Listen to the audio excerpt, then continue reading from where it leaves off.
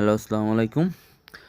এটি একটি মেক্সিকোর নোট, মেক্সিকোর 20 পেসো, মেক্সিকোর সরকারি মুদ্রা।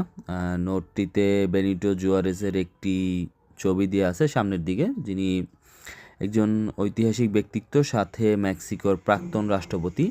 এবং এই পিছনে যেটি দেখতে পাচ্ছেন, এগুলো হলো মেক্সিকোর পুরাতন যে জিনিসগুলো থাকে সেগুলো খোদাই করে এরকম একটা ঐতিহাসিক জায়গার ছবি। এবং এই নোটটি 2004 থেকে 2024 সালের ইস্যুকৃত যে নোটগুলো আছে সেই ইস্যুকৃত সিরিজের একটি অংশ।